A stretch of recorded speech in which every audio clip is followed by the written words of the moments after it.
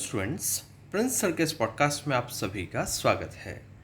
आप सभी को याद होगा एमपीपीएससी ने जब अपना नया फार्मूला यानी कि 87-13-13% वाला ये जो फार्मूला है इसको ईजाद किया था या इसको इम्प्लीमेंट करने के लिए अपनी सूचना जारी की थी, तभी मैंने आपको बता दिया था कि ठीक है, 87-13-13% का ये फार्मूला परीक्षा की प्रक्रिया को आगे बढ़ाने के लिए तो ठीक है, लेकिन फाइनल रिजल्ट से पहले अगर जो ओबीसी कोर्ट केस का फैसला है वो नहीं आता है तो ये जो फार्मूला है कारगर साबित नहीं होगा, खासकर जो आपका राज्य सेवा परीक्षा परिणाम है उसके लिए। क्योंकि आप सभी को पता है कि अन्य परीक्षाएं जो कि आपकी सिर्फ एक ही फेज़ में ख़त्म हो जाती हैं उनमें तो ये फार्मूला इम्प्लीमेंट किया जा चुका है, लेकिन यहाँ पर प्री में, फिर मेंस में और फिर इंटरव्यू के बाद जो फाइनल रिज़ल्ट जारी करना है उसमें इस फार्मूले को इम्प्लीमेंट करना, अप्लाई करना तकनीकी रूप से संभव नहीं है। यानी कि ठीक रूप से, मेरा कहने का मतलब यह है। तो एक बार फिर प्रिंस सर का जो पहले का जो अनुमान है, जो कि आप कह सकते हैं 6-8 महीने पहले मैंने कभी एक वीडियो बनाया होगा, आप देख सकते हैं, जिसको भी क्रॉस चेक करना हो, क्योंकि मैं कोई भी वीडियो डिलीट नहीं करता हूँ ताकि आप क्रॉस चेक कर सकें।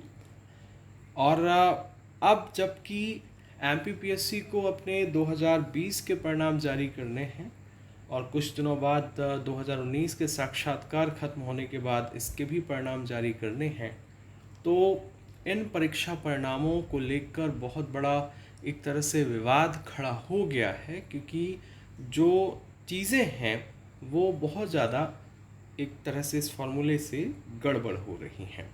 इसी के बारे में आपको बताऊंगा। अगर आप चैनल पर नए हैं, सब्सक्राइब कर लीजिए, बेल आइकन पर क्लिक करिए, डिस्क्रिप्शन में जाइए, हमारा इंस्टाग्राम, टेलीग्राम, फेसबुक की लिंक्स दी गई हैं, इनको आप ज्वाइन करिए, हमें फॉलो करिए। साथ ही मेंस 2021 की टेस्ट सीरीज़ शुरू हो रही है हमारी सोमवार से, आप इसको ज़रूर ज्वाइन करिए और इसके लिए आपको नंबर दिख रहा है। इसके बाद हम मेंस 2022 की टेस्ट सीरीज़ लाने वाले हैं, assistant registrar, MPPSC set exam, MPPSC prelims 2023 के लिए, नायब तहसीलदार का डिपार्टमेंटल एग्ज़ाम है, एमपीएसआई, एमपी कांस्टेबल, सभी परीक्षाओं के लिए प्रिंस सर का सफल मार्गदर्शन जरूर लीजिए। आपको पूरी स्ट्रेटजी नोट कराई जाएगी।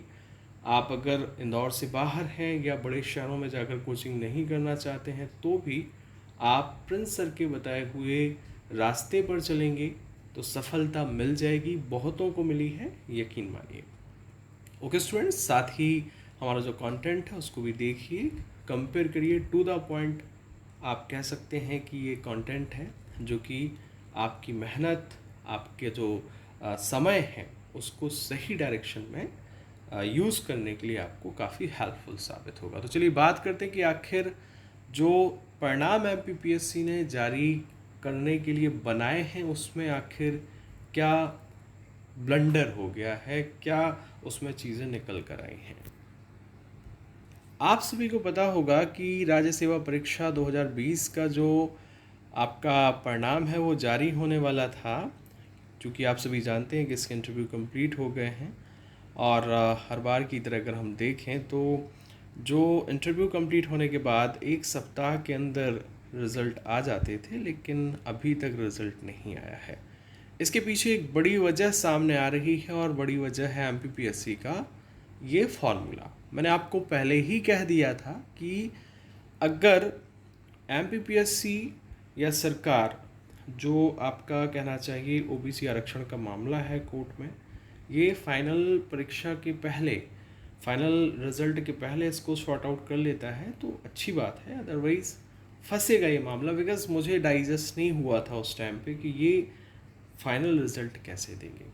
सबसे बड़ी बात तो ये थी कि 87-13-13% पर उन्होंने रिजल्ट को तोड़ दिया। ये तो ठीक है कि हमने +13 कर लिया, वो अनरिजर्व का भी हो सकता है, वो आपका ओबीसी का भी हो सकता है, लेकिन इन्होंने जो जिस हिसाब से पोस्ट का डिस्ट्रीब्यूशन किया, तो 87 तक तो ठीक है, लेकिन 13% में पोस्ट का डिस्ट्रीब्यूशन किया। कुछ आपकी डिप्टी कलेक्टर की पोस्ट रख दी, कुछ आपकी डीएसपी की, तहसीलदार, इस तरह से रख दी।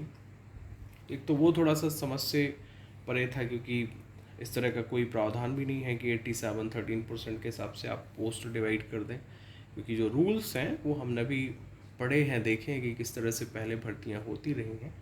लेकिन परिस्थितिवश जो है एमपीपीएससी ने ऐसा किया, ठीक है, प्रक्रिया आगे बढ़ी, उसमें कोई दिक्कत नहीं है। लेकिन अब क्या हो रहा है, अब फाइनल परिणाम बनने के बाद ये बताया जा रहा है कि एमपीपीएससी इस फाइनल परिणाम को देखकर खुद ही पर इतना परेशान है, हैरान है, उसके स्वयं के कान खड़े हो गए हैं। आप ये देख सकते हैं राइट कॉर्नर पर ये न्यूज़ कहना चाहिए दी गई है। तो एमपीपीएससी को आशंका है कि जैसे ही परिणाम जारी होगा, इसको लेकर कहीं ना कहीं बहुत ज़्यादा एक विरोध की स्थिति पैदा हो जाएगी। क्यों? क्योंकि इसमें प्रोविज़नल में ज़्यादा अंक वालों को भी रख दिया गया है।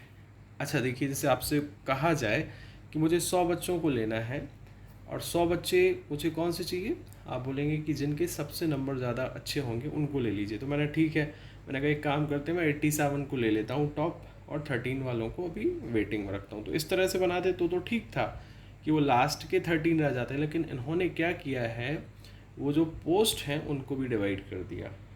तो हुआ ये कि जिस बच्चे के ज़्यादा नंबर है वो भी प्रोविज़नल में रहेगा, और जिसके कम नंबर है वो मेन लिस्ट में रहेगा। अगर आप समझ पा रहे हों तो मैं पुनः समझा दूं कि इन्होंने जिस तरह से 87 13% के फॉर्मूले को इन्होंने दो हिस्सों में डिवाइड किया, और उसी के अकॉर्डिंग पोस्ट को, तो हुआ ये कि जिस बच्चे के मेंस में अच्छे नंबर हैं, इंटरव्यू में अच्छे नंबर हैं, ओवरऑल अच्छे नंबर हैं, वो प्रोविज़नल में आ गया है।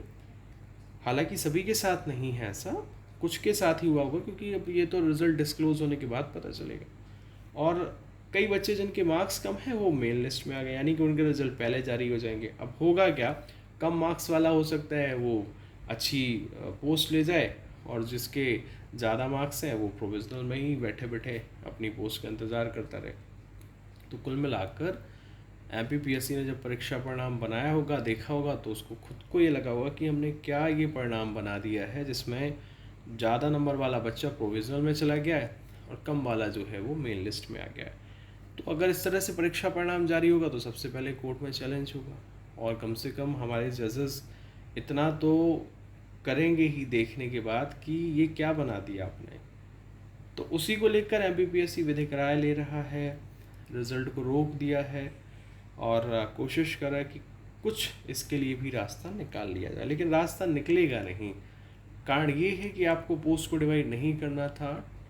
आपको 113% मान के अगर पोस्ट आपने की थी, ठीक है, आपको उसमें एक ये रास्ता अपनाना था कि जिन बच्चों के मार्क्स अधिक हैं उनको टॉप पे लेकर उनको 87% में ले लेना था। नीचे जो बचते 13% वाले वो अनरिजर्व्ड के होते, वो ओबीसी के होते।